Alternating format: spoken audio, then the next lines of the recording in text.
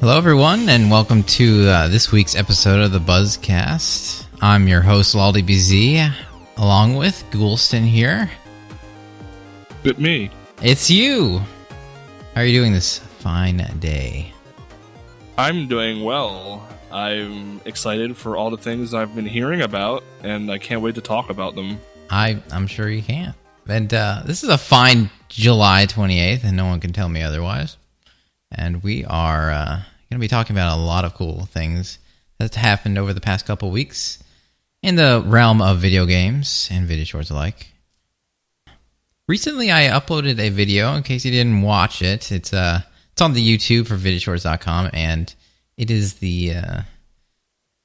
one of my latest entries in my spoof videos, I guess you could call them, for lack of a better term. And basically all I do is I just kind of splice up a segment of the most recent E3, in this case EA, and make a funny video about it. So I'd recommend you go and check it out.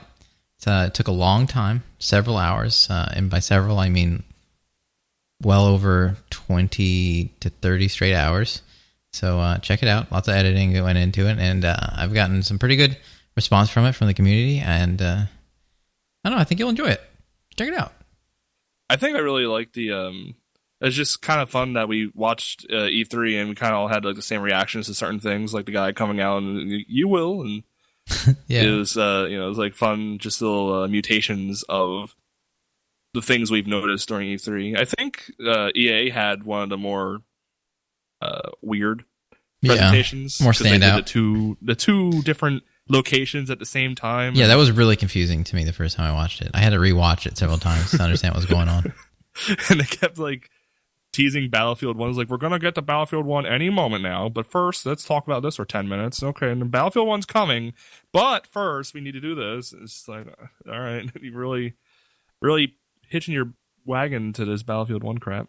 Well, but, I really kept people around. Yeah, it's true. And you know what? It looks all right. It looks like fun. But that's neither here or there. I think it was a pretty dang good video. One of your... Well, I guess I can't even rate them. You just do a good job. Thanks. I like doing what you were explaining, like just taking the inside jokes that we have at videoshorts.com. And in fact, this time I actually polled the community and I made a doc for them and said, hey, well, think of some ideas and scenes and stuff. And I actually incorporated a lot of them if you look at that list. Pretty much all of them, except I started running out of time, so I missed a couple. But a lot of those things were actually from the community themselves, so and incorporated in some way or another, something that I thought would translate well to anyone watching the video. So yeah, I hope to do that again. It just takes a long time, but I'm willing to continue and power on. Eventually I'll get faster and better, stronger. We'll see. If you're looking for material for your next video, then allow me to show you the magic that was the Sonic event at Comic-Con very recently, where they unveiled 2 new games, Sonic Mania, and something that's just simply being titled as Project 2017 for the time being. But the overall presentation was a bit of a nightmare. I've read reports from the men in charge of putting the event together, and just everything went wrong, from their Wi-Fi going from 300 feet of radius to a sudden drop to 20. And people touching their settings when they weren't looking, so that all their audio and video settings were just off, and it was making a buzzing sound the entire night. And the guy even tweeted at that point, it was listen, it's either you get this weird buzzing sound or you get nothing. I'm sorry, I'm trying really hard to make this work. It was a dancing Sonic on stage, dancing to Chow Race music from Sonic Adventure 2. They had Crush 40, the Crush 40. Doing hits such as Open Your Heart, and if you've ever played Sonic Heroes, apparently they say their favorite song to perform is the final boss theme from Sonic Heroes, when you fight Metal Sonic Giant, whatever the hell that is. That game's stupid anyway. That's kind of weird. Yeah, that's their favorite one. So that's cool, I guess. I couldn't even think of what it is. I also heard they unveiled some new gamer some new gamer grub over there with Totino's nacho cheese and some other flavor. Yeah, I guess so. I mean, I feel like Totino's has had a good year. I don't know. It's been a good year for Totino's, no doubt. Their stock's been up. What else were they were in something else, weren't they? What? Like Totino's?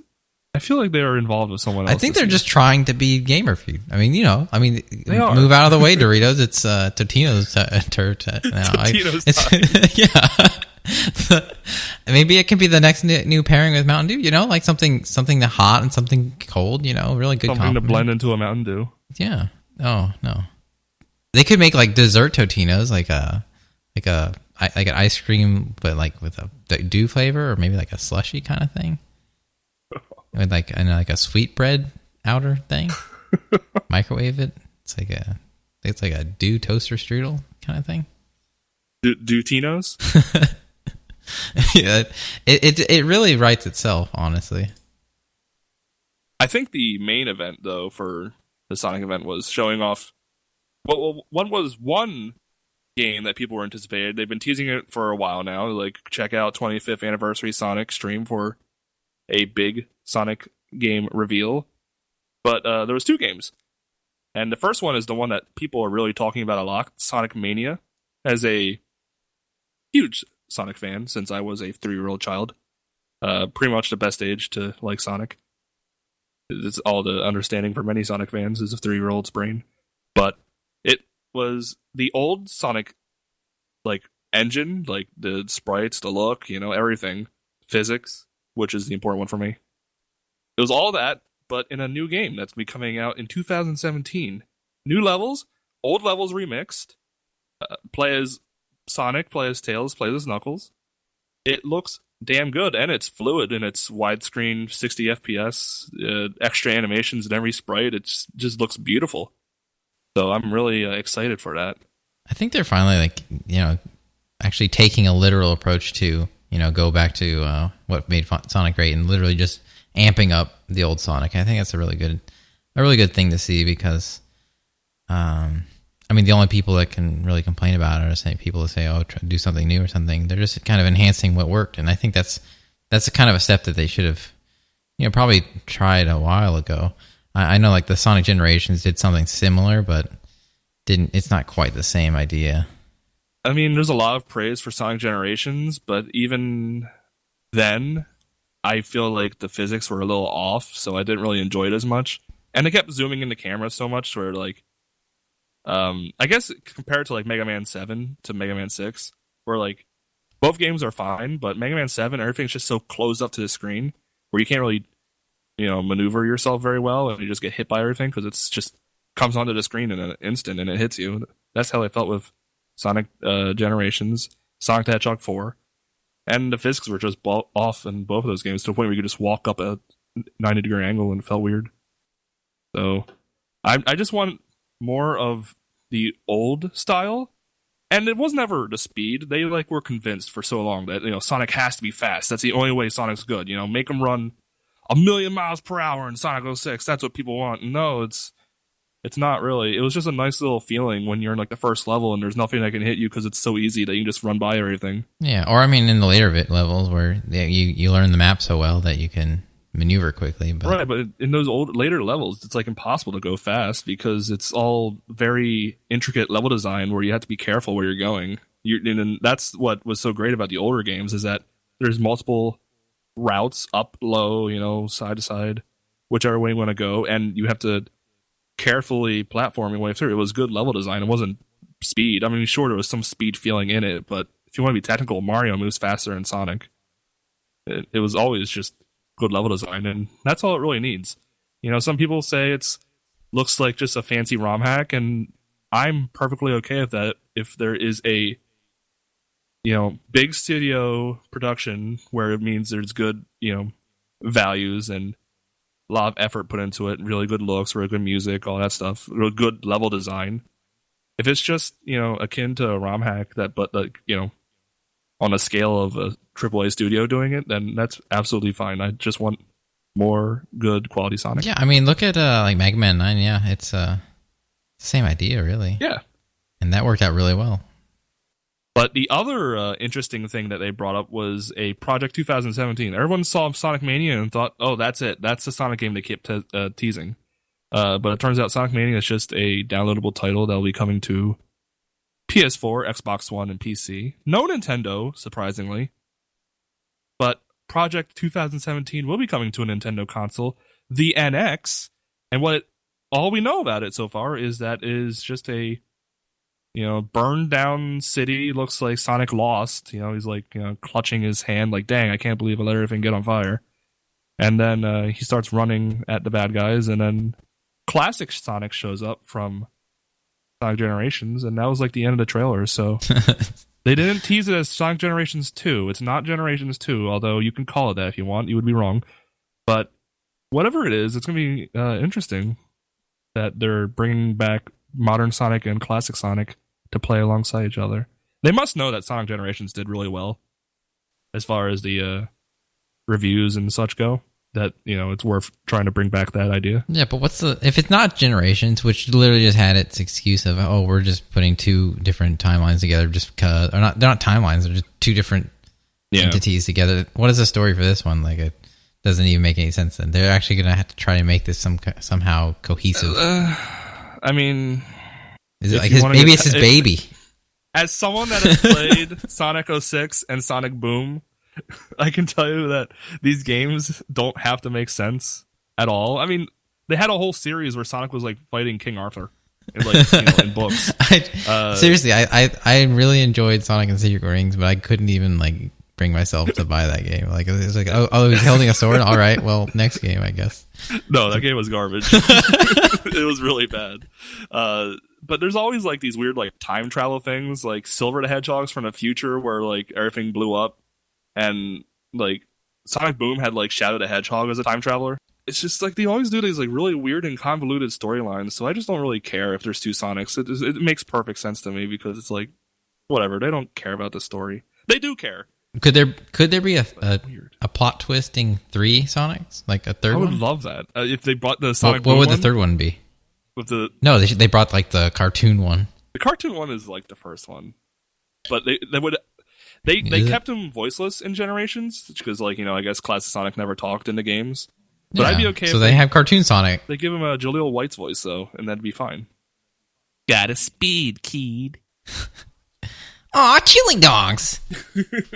He just ate chili dogs, and they just made that up. Did that actually have any implications in any other games? Yeah, he eats chili dogs in Black Knight.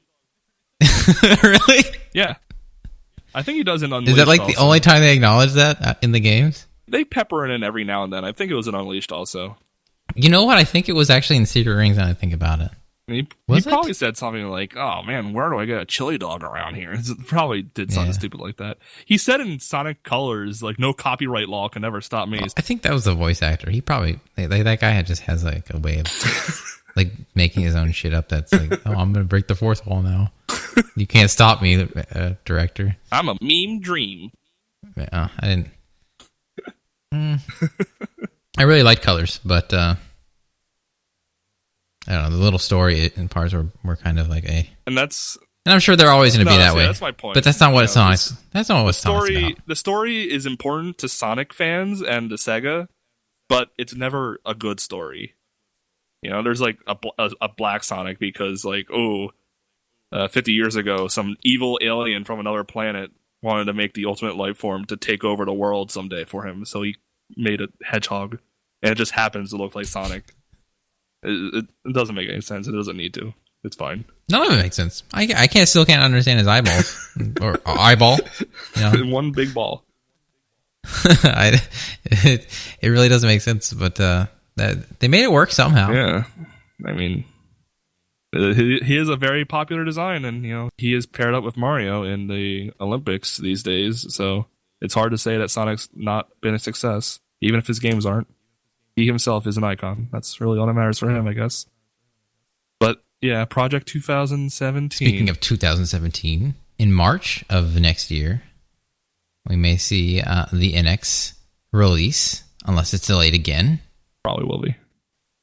Actually, was it ever delayed? Technically, yes. Actually, no, I don't know. They've just been a talking Zelda about it for a while. Yeah, they've been talking about it a while. So, I mean, they haven't actually released a date for it, and this is supposed to come out in, 5-6 months? Well, that's why we have rumors, right? Yeah. The rumor mill is a-flowing. So, according to the most recent rumor, first we had the little, egg-shaped screen with nipples on it that you kind of manipulated, and then the buttons, sprung out of them onto, this non-tactile touch screen. Now we have a transformer in X controller where it becomes a portable. No, but then it's a home console. No, then it's a box. No, it just doesn't make any sense. But if you've seen the mock-ups, basically they have it as the controller as a 3-part unit, and you can take off the 2 sides, and then it's just the screen, which happens to be something that plugs into the main console station, and that then can plug into a television. It's very complicated. Sounds way too complicated to be real, but it's out there. Who knows? Maybe it's what we'll see. I mean, the closer we get to the release, the closer the sooner we'll actually start seeing real, shots at what the NX will actually look like. But for now, I sincerely doubt that something so complicated and honestly kind of inconvenient would be brought out by Nintendo, especially for a company that makes consoles and games for kids who have to figure this out every time they want to play it. Yeah, I mean, this is the second time we've heard a rumor about a console that is, for the most part, a handheld, but you can take it home, and when you're at home, it breaks into 3 different pieces so that you can turn it into a single controller or 2 controllers or something like that, and then hook up the remainder of it, the tablet part, to a TV so that it is a home console in that regard. With these mock-ups I'm seeing, I can kind of believe it because I guess it just looks really professional in that.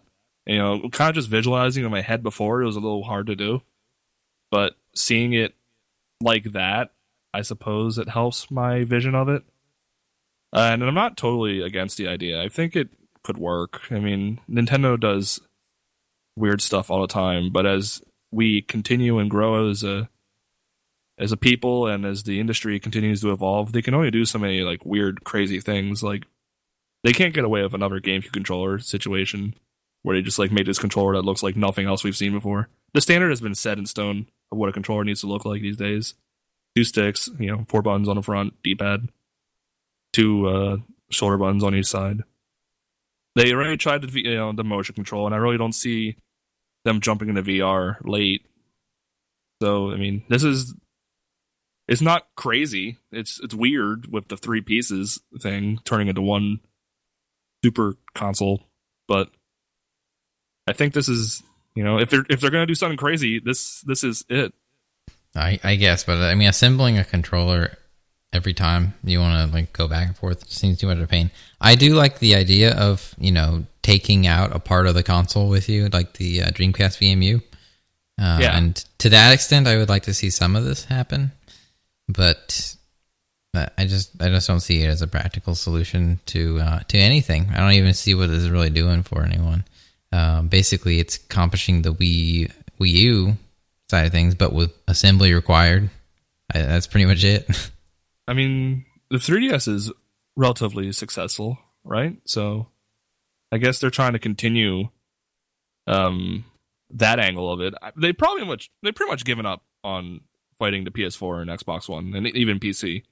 They've likely given up on that fight. They tried the Wii U briefly. It didn't work out. They couldn't have the third party on their side. I guess if it's small enough to fit in your pocket, then I can see this working out fine for them. They'll just dominate the handheld space, and they have a solution to make it strong enough to be on the go, also, or I'm sorry, strong enough to be at home as well. I don't know. If they can pull it off, but from what I'm seeing, well, I don't even know how this is gonna work. Are they gonna have 2 graphics? I think it's gonna be the power of a Wii U. Like I don't like think on the going, go, and then Yeah. I want to say like they'll have like another processor or something inside the base unit to enhance its ability to output at a high resolution or something. There's no way that If this is even a thing. If it's weaker than Wii U, then that's like a big problem. No, I think it'll be stronger on the base unit. But it doesn't have to be that strong to, output to such a small resolution for the handheld unit. But it doesn't matter because I really don't think this is real. I don't. It's just another little mock-up that someone came up with. But nonetheless, as you can tell from all the people speculating, making things up, a lot of people are definitely excited about the NX, and I'm pretty excited to see what we actually see from Nintendo. I've got one probably more in the next month or two. Hypothetical for you on the NX. Are you okay with the cartridges again? Cartridges? I mean, going back to cartridges, if that's a thing. I don't think it's really a big deal in 2016 because, well, even in 2014, because SD cards can really hold up sizes big enough. Cartridges are pretty reasonable to do. Discs kind of get annoying on how to store them and all honestly, that. Discs are probably going wayside in favor of that kind of stuff, or just digital purely. There's a lot more that can go wrong with a disc. Right. You always just have like a little flash drive. Yeah, and they're hard. They are a little hard to replicate, I think. But actually, I have no idea, and that doesn't really have any bearing on for me as far as I'm concerned. I think it'd be cool. It's kind of a novel thing. But for those little itty bitty cartridges that like the 3DS have and everything, those don't really have the same feel as the big cartridges. But then again, and in that case, if it's just gonna be a small one, I don't really care if it's disc or what. But a disc drive does take up a lot of space.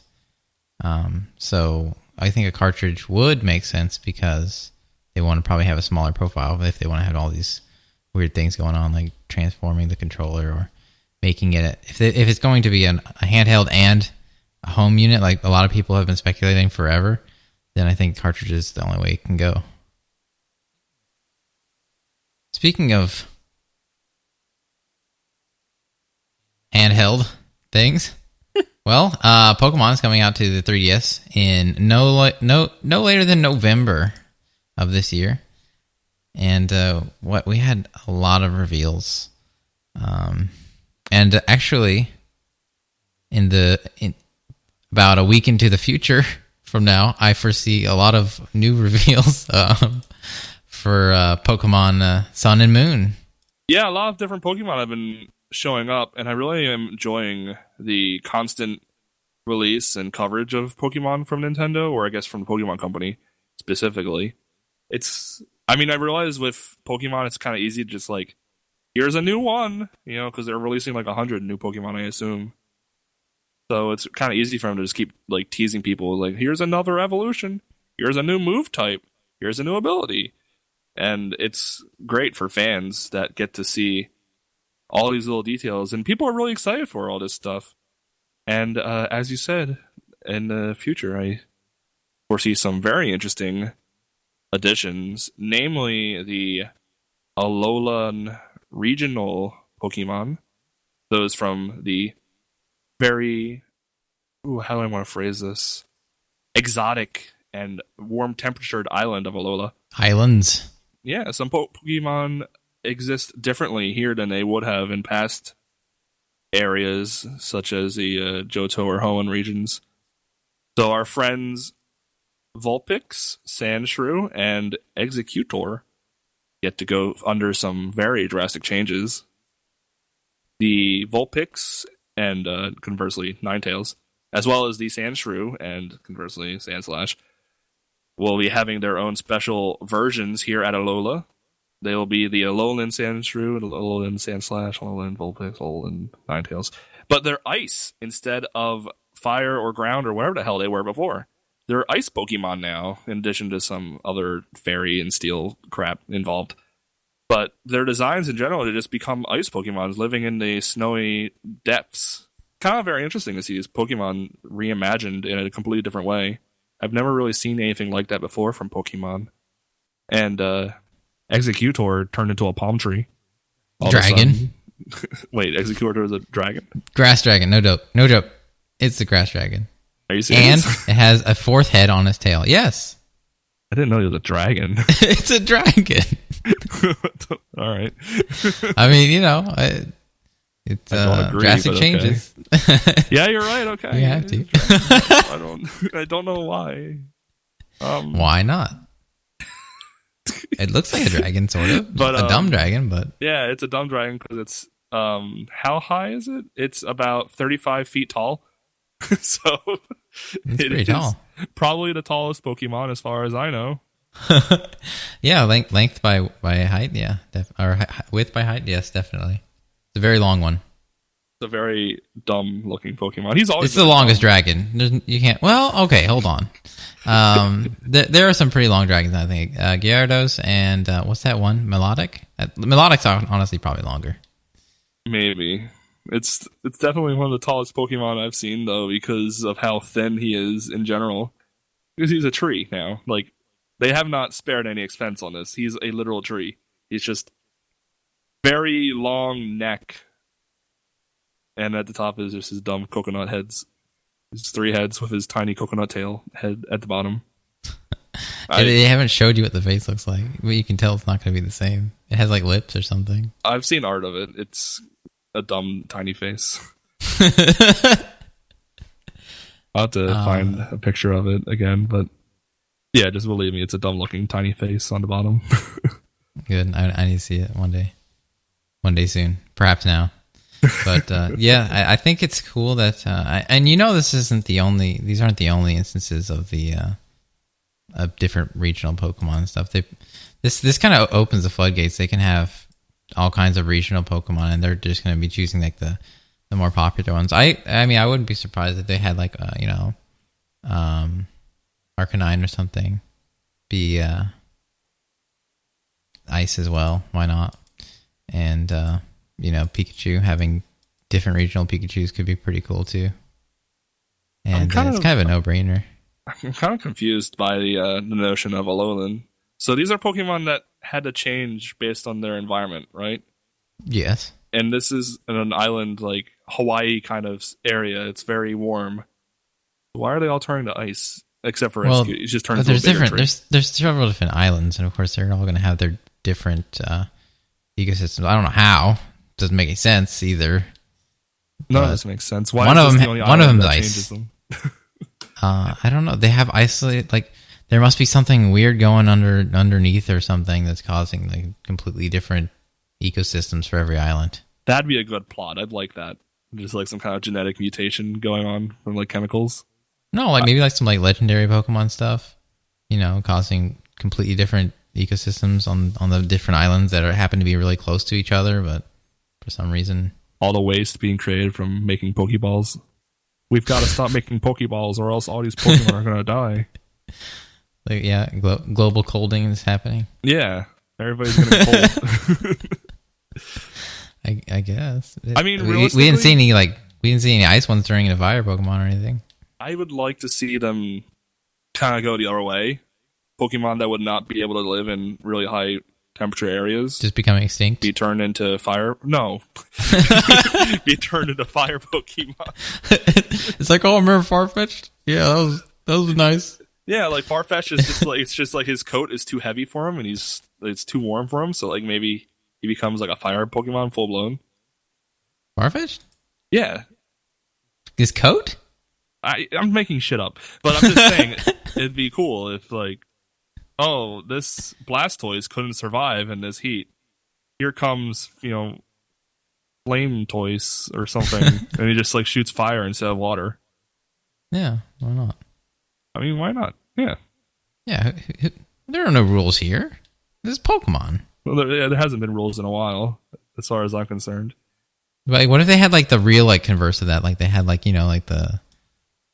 I don't know, like so maybe like something like Sandshrew didn't quite make it, like a Rhyhorn or something, and it's like all like just like a withered, decrepit rock thing. Like it's just a weaker version of the Rhyhorn. It's like Diehorn or something.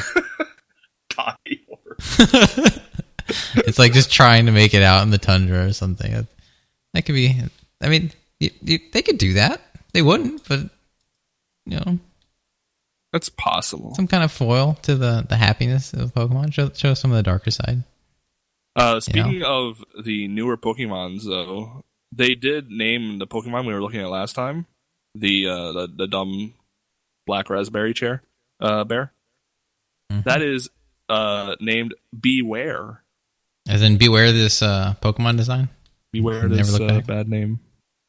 And the ghost Pikachu Pokemon is a Mimikyu. That's the Japanese name. Yeah, they decided not to change it. They've got some really Japanese names, like that little hedgehog ball thing. I forgot his name. Is Togedemaru? Is that it? Yeah, that sounds like the number of syllables. Togedemaru! Oh. I don't know why it's like some of them they just decide not to change it. But I mean, Pikachu, I understand. Mimikyu, okay, but Togedemaru, like you gotta regionalize that. It's not fair. I mean, a lot of the names are dumb puns, like Mudsdale, or the pre-evolution to Mudsdale. They just showed off Mudbray. A lot of them they're just like play on words in English. I mean, I guess they that's how Pokemon should be. They don't want to change them all to English, I guess. So Togedemaru is probably some kind of clever thing that I'll never understand. I'm starting to like have some. I didn't mind him at first, but I'm starting to dislike him more and more because he's also the roly-poly Pokemon apparently, and he's not a roly-poly. He's a hedgehog. So now, not only does he exist, but he also makes it impossible to exist for an actual roly-poly Pokemon. So that's kind of annoying. Getting in the way. Yeah, he is. He better evolve into something cool. They've also revealed Wimpod, which is a bug water Pokemon. Bone Sweet, a fruit Pokemon. Which kind of cute little berry thing. An oddish that flies. Yeah. And Comfey. Comfey. It is a ring of flowers, and it's a fairy that picks these flowers and holds these flowers with it in its ring. And these flowers are about the size of the Pokemon itself. Yeah, so it's a lay. It's a ring of keys Pokemon. That kind of thing. What you can do. Yeah, it's a Pokemon that collects things. That's what fairies tend to be. Yeah, I mean, that's all right, I guess. I'll live with it. It's a little weird.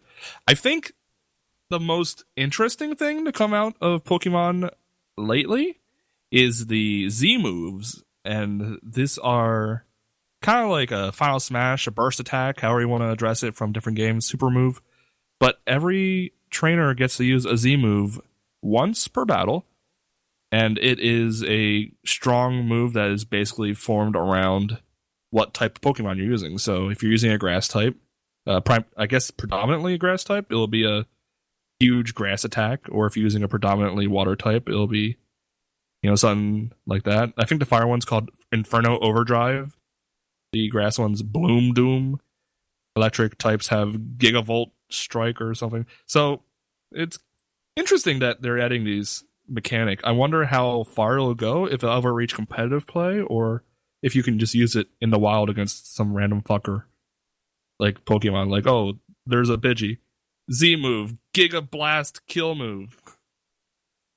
I wonder if this will apply. I'm a little apprehensive about the whole idea. I don't know. It just seems like it's gonna be one of those things that you just kind of have to use per battle.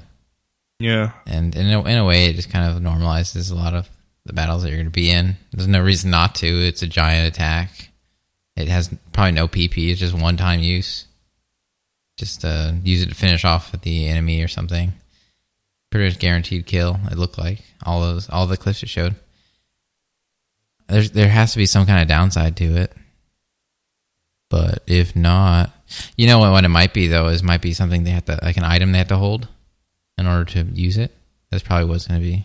I think that would work for competitive if it ever comes to competitive. I think some people are speculating it might just be a story-based thing, which I'm also okay with. But it kind of reminds me of that synergy thing in Pokken. Yeah, the burst attacks. Yeah, so. Very much so. Actually, it's probably an inspiration, or they're probably just kind of bouncing off of it. But yeah, if it's based on an item, I'm okay with it. If it's just general, you get to use it whenever, and it can be used in player versus player, I don't like it. So it depends. But we'll see. Time will tell. No information other than that so far on that. And do you have any hopes for the Alolan variations of the Pokemon that you already tend to like? I really like Growlithe and Arcanine. So I guess if they're going in this direction of making these ground or fire Pokemon into ice versions, or what about I'm not necessarily, what if it's grass? I would be okay if it was a water or grass like dog thing, or just maybe a new water grass dog. Is there a water grass dog? I want one.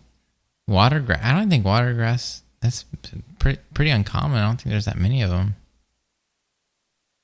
Only a handful. I just don't want it to be all ice Pokemon. I realize that there could always be more ice Pokemon. It's probably not a very popular type. But I don't want it to be like suddenly there's 50 ice Pokemon from the original 150 Pokemon. I don't want there to be like Ice Mewtwo, Ice Ditto, Ice Ghastly everywhere. Be annoying. Yeah, I guess I can see that, but I don't know. If they may try to increase the appeal by maybe like swapping out some of the strengths and weaknesses of ice, maybe because they've done this.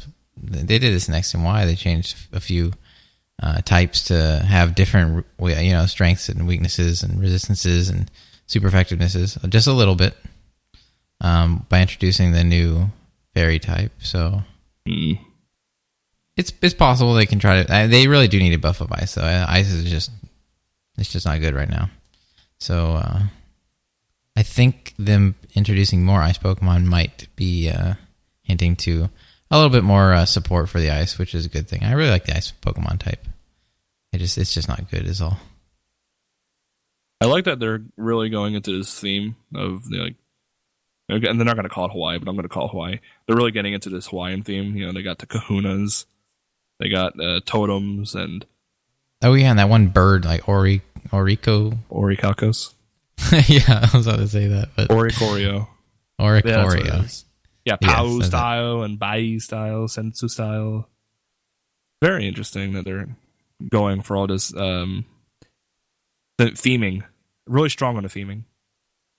Yeah, it's a good thing to have. It gives the whole title a more cohesive feel. It feels like its own entity, and it's introducing a lot of cool things to the Pokemon game. So I'm excited to see what they do. There's definitely gonna be a whole lot more. So time will tell on that. Time will also tell for a certain hit game. You can call it a game, I guess. Pokemon Go has had its fair share of woes recently, and the Pokemon Go Plus being delayed until September is one of them. Although I think a more relevant issue came up very recently where Pokemon Go was updated, and this update removed the infamous 3-step glitch. Brief summary of what that is that before Pokemon Go used steps to determine how far a Pokemon was from you, 0 steps nearby, 3 steps really far away. And for a while, it was displaying all Pokemon at 3 steps away, which meant maximum distance, which meant that you had a hard time catching Pokemon, because it kept telling you that they're all maximum distance away, even though they weren't. Well, apparently, to fix this, the developer, Niantic, has decided, let's just get rid of them. Forget it. You just don't need to know how close it is. You'll figure it out. And some third-party apps did help you figure it out. Some things called Pokemon Radar, Pokemon Vision were created by third-party developers to help you track your Pokemon. But then Niantic, in that update, also rendered those things unusable and said, no, you're not playing the game that way. You have to find them on your own. Don't use these cheating hacker device apps. I don't think so. And that has made a lot of people upset. A lot of people are demanding refunds on their Pokecoins and such. Mayhem ensues. Pokemon Go dwindling, dying. Not from a lack of interest, like many people thought they would just go away over time, but because the developer has its head up its ass and can't get its problems organized, so instead it just made it worse. I mean, when you think about it, though, in the original Pokemon games, you just kind of walked around and found random Pokemon. So, yeah, in a way, it's more similar to the actual game. And maybe this is like a step in that direction where they're going to start introducing other features of the, the standard games. Probably not. That's one way to look at it. Yeah, that's not going to happen. I'm just. I didn't actually think of that take, I suppose. The take I'm really taking away from this is that the developer is telling you exactly how they want their game to be played, and we live in an age where they can patch it to the point where you have to play it that way, or else. And we've seen things like that happen in Super Mario Maker, where it's like, oh, you can't jump on a P-switch. What are you doing? Skate 3 got patched where you can't do the fun things you did. Yeah, hitting what was it? Like garbage cans until you fly into outer space. I don't know why you would even patch that. It's pretty hard to do. Another example I can think of is the Knuckles jump glitch in Sonic Boom, where you are able to jump infinitely as Knuckles, and to the point where you could jump over everything and beat the game in like an hour. I don't know how I feel about developers patching their games to remove these easy to access glitches or removing things that work for single player games. I mean, for those parts. I mean. Like, was it really hurting anybody to let people in Pokemon Go find the Pokemon at their leisure? Because a lot of people want to collect them all, and it's going to be really impossible for a lot of people to do that if they don't live in a very robust, busy area. And, sometimes you just need a little help finding that Ditto or other rare Pokemon. I mean, to be fair, it made the game more interactive, and taking that away was kind of dumb. But I understand that they took it out because it was causing a lot of server issues, and they were trying to stabilize them because there's such a high demand. But I think by taking out that feature, they lost a lot of demand. And of course, they lost a lot of demand due to the servers being down so much that people just found other things to do and decided that playing Pokemon Go wasn't, the best use of their time maybe, and didn't pick it up again. It's a very sensitive time, during like the emergence of a new game. It's really unfortunate that they had to have all these issues, but alas, that's what happened. If they were a little more communicative with the audiences, the people that really care, like the diehard people, if they were like, hey, we're really working on these issues, sorry, what can we do to make it better?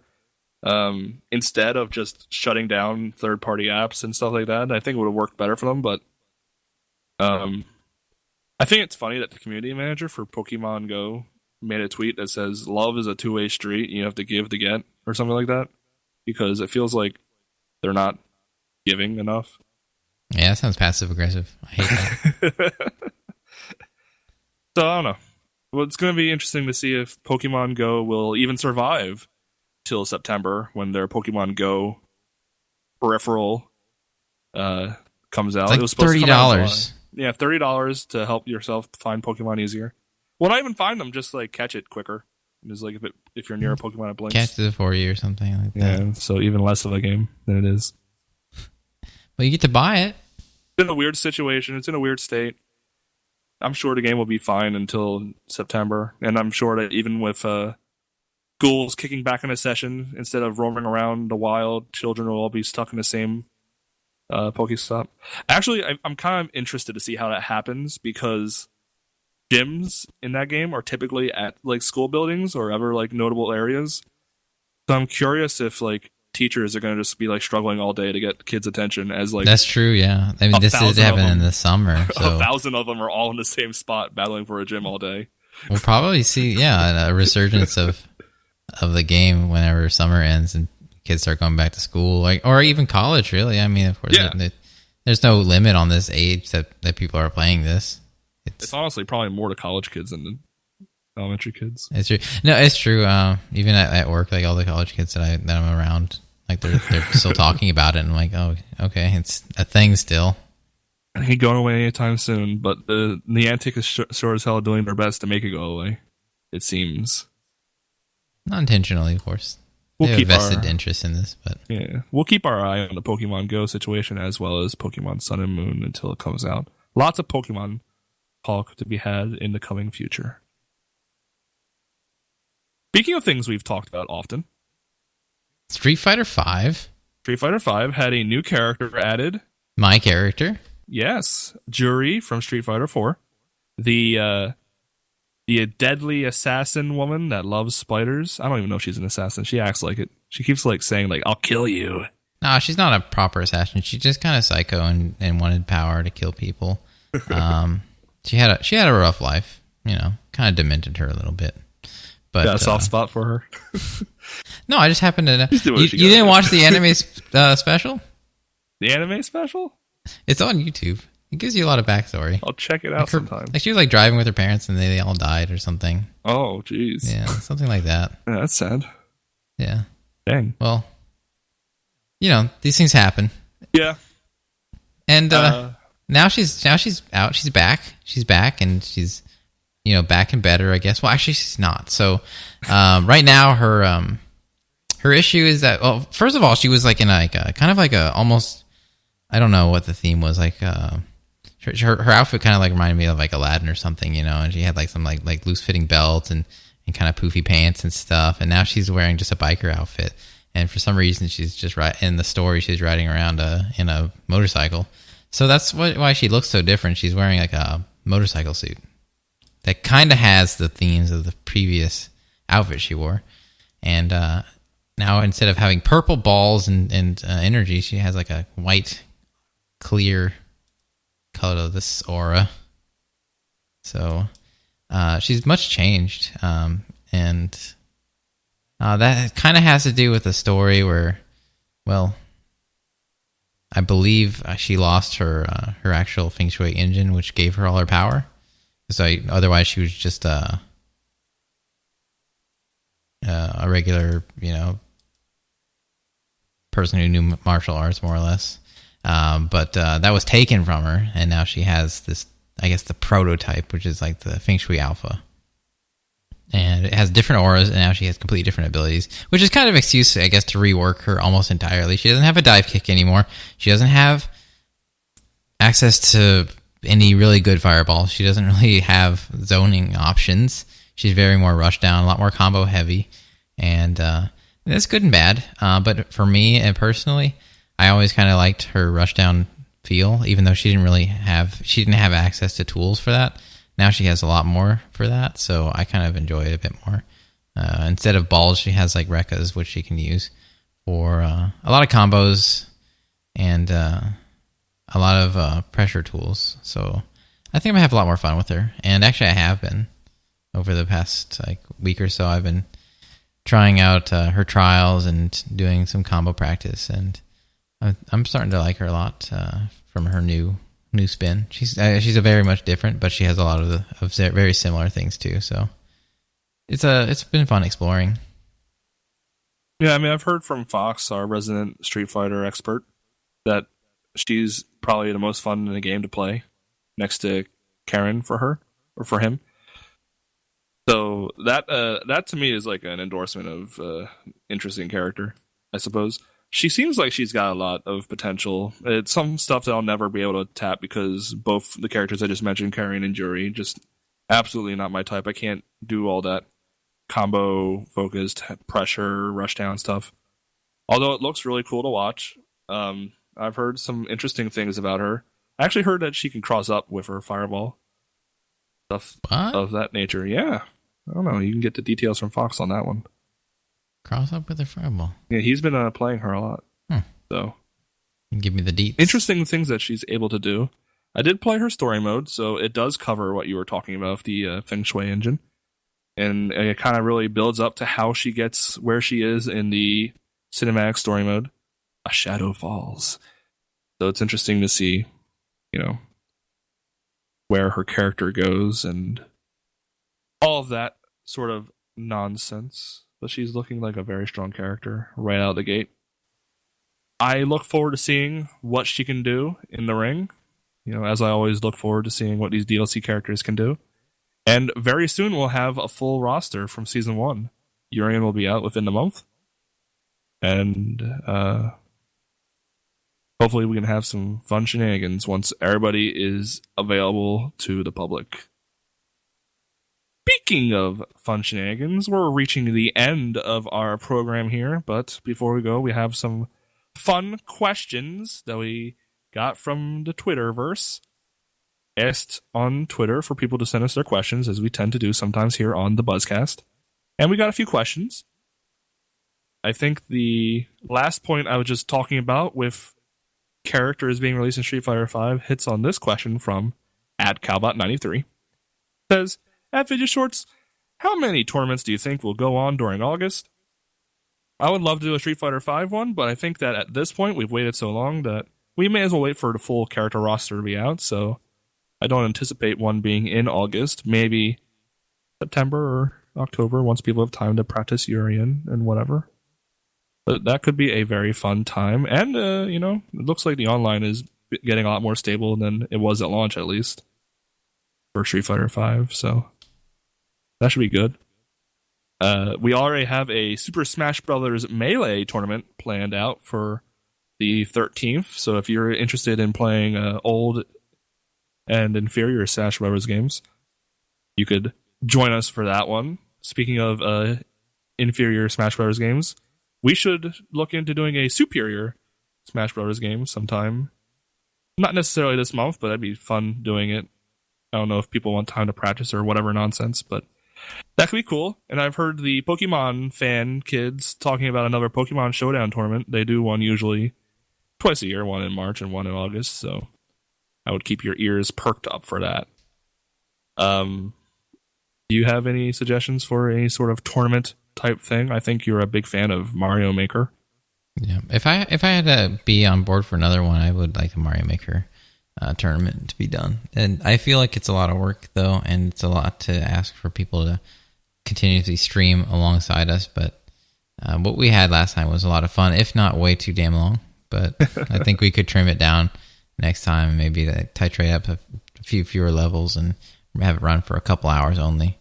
I think that would be a lot better. I'd like to do that again. I'd like to play. I had a lot of fun watching, and I had a lot of fun making levels, but I'm itching to get in the ring on that one. So maybe we'll look into it. Speaking of Mario Maker, I have a question from @LeonardEuler64. Says, at Video Shorts, has Dylan beaten Battletoads yet? I believe he's referring to Dylan from Super Mario Maker community, a young lad who started playing my Battletoads levels in Mario Maker. I did some research. I looked into this. No. He is not. He is he playing the game anymore? I don't think so. Probably not. I haven't, seen any activity from Dylan. And more alarming, not really in regards to Dylan, but in general, is that it just looks like people in general don't finish levels. So not only do I think Dylan has not beaten Battletoads, but I don't think Dylan or many other people will ever finish those levels along with many other levels. It's alarming how the youth just... it's an epidemic, really.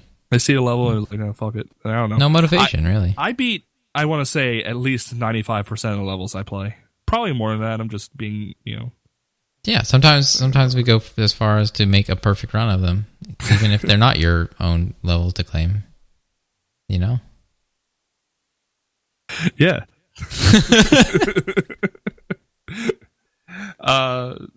This question from @Tatir Railcar says, at Video Shorts, what will be the punishment for those who failed to keep their Easter egg promises by the end of 2016? I think you are involved in that claim. I am one of them, actually, if you think about it. It's true. Well, I guess I'll mention the others first before we get dirty with your details. But Raga Fraga has begun streaming his promised game of a 100% Banjo-Kazooie run. He streams on Sundays, I believe, so try to look for that.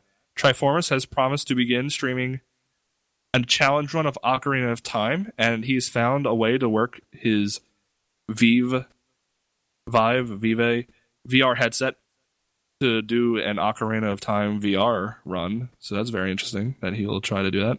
Maybe he'll push some other challenges on himself. We'll see. Fox is waiting to get into a more stable location before he starts dancing to do a DDR Undertale, so hang on for that one. And our very own Caleb attempted to do his promise of doing The Devil's Third, the very critically acclaimed piece of shit game Devil's Third on the Wii U. He tried it, but his disc did not work, and because that game is kind of hard to grab, I mean, he streamed the title screen of it, so that's a start. He made it. He didn't say beat it, he said stream it, didn't he? Yeah, he streamed the disc menu thing, so. You should be able to get that replaced, though, I think. It can't be that hard. Just cite the store over at GameStop.com or whatever. Yeah. He's got connections. He's got a way in. We'll see. But you're promising a Pokemon challenge run. Yeah, and I'm still trying to get settled here, and I've had a lot of circumstances, general and unfortunate, that are kind of delaying my ability to really get, back into the streaming motion. Yeah. But it'll happen. It will happen. I believe you're a man of your word. Yeah, it'll happen. I think I'm going to start it this month. Next month in August. And when that happens, I'll let you guys know. It's more than likely going to be Pokemon Black and not white. We haven't white, maybe. It really confuses me because it's always it's the word and then the backdrop is a different color. You try to go for the blue version of every game, right? What is the... No, I don't know. No, this was just on sale at a shop where I bought my 3DS, or my DS. And it was on sale. I was like, oh, it's pretty cheap. I'm going to buy it. And so I don't know what color it is. Ooh. And I don't even know how you would equate red and blue to black and white, honestly. I say blue. It has the white one on it. Darker colors. It's confusing. It has a white legendary on it, so I think that's the black version. It's fucking weird. I don't know. It doesn't matter, really. But we're gonna try to make that a challenge run of sorts, even though I've never played the game. Don't want to make it too hard. No. Otherwise, it's not going to be enjoyable to anyone. You gotta be able to beat it. Yeah, and also, I never played it, so in that sense, doing a challenge run is kind of not the most appropriate, but it's going to be a challenge run because that's what I promised. So yeah, I think I'm going to weigh in on Peaches helping me out a little bit on making that as entertaining as possible, since he knows the game very well. Pokemon in general, really. Kind of unrelated, but related in a way. Do you see yourself doing Sun and Moon at release? Launch? How many months is that? 3 months. I'd have to schedule time off around that time. When's MagFest? January? MagFest? Yeah, Jane. I'm about to do some math and figure that out. Because I'd want to take a week off or something for that. It's probably going to be a pretty big game. But I could. Hell, that could be my stream, right? It could be, technically. It'd be 2016. You can't stop me. What? Maybe I will. You can't stop me. Maybe I will. I can stream that. I have a kit for it. Hell, I'd be one of the few people who could do it. Well, few. It's relative nowadays since everyone does this shit. Yeah. The streaming bubble has burst. Speaking it's too bad. Of that brings us to our last question. Since streaming in general has changed, and so has video shorts a little bit over time. This last question is from Misha is a court. Says, at video shorts, pepper chat when That's another promise of the Easter egg hunt, isn't it? Yes. Although technically you could rephrase it to it being destroyed. We left that in there just in case. just in case it didn't. Let's destroy it, but Twitch chat and fuck it. It should be coming out in the next couple of weeks. All things going smooth. We had hiccups and we've patched those. A couple of weeks? Weeks? Yeah. I mean, it has got to come out sooner or later. Did it come out on my birthday? Personal? When is that? Just put my name on it? 27th. I don't know. Just like.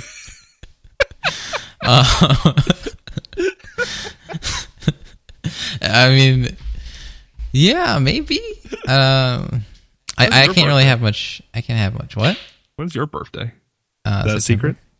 Oh wow, cool. Somewhat, yeah. Get you a gift. The gift that keeps on giving. What would that be? Mario Maker. Oh yeah, you should make. I got you 10 levels. You want to play? But it should be coming out pretty soon. I don't want to say a couple weeks because I said this a while ago, and then we had issues. Yeah, and then people. But I think eventually we're gonna stop having issues, and I'm really hoping that I can get my hands on some of this development and get some other stuff released at the same time. These issues are good to have. Yeah, good to have now. That way we're not having issues during the actual launch of it. Yeah, and from what I understand, some of these issues were like, I should redo this so that this is easier to build upon later, and that's a good thing to do now, rather than building a mess and having to fix all of it on top of everything later. So it's promising. We're making it's basically kind of like, I guess you could consider it polishing in some respects. So yeah, it's gonna be pretty good. You're in the QA of it. You're making sure it's quality. Well, to be fair, that's gonna kind of be like the first probably 6 months of it being out, but that's how it works. We're gonna probably run into a lot of issues after release. That's just how things go. Yeah. But that's the fun part. There should be a rapid development after that. Lots of potential for input and bug fixes and feature add-ons and stuff. It's gonna be fun. I think we're all gonna enjoy it as a community because it's built for the community, by the community. Well, eventually. Sounds great. Yeah, look forward to it. Well, it sounds like we've had just another successful BuzzCast. Yep, the buzz has been cast, and we darn it, we talked about everything we wanted to and a little more. So, thanks everyone for tuning into this week's episode of the BuzzCast. Tune in next bye week. Looks like that's gonna fall on the 11th of August. So we'll see you then. Until next time, keep it locked on videoshorts.com.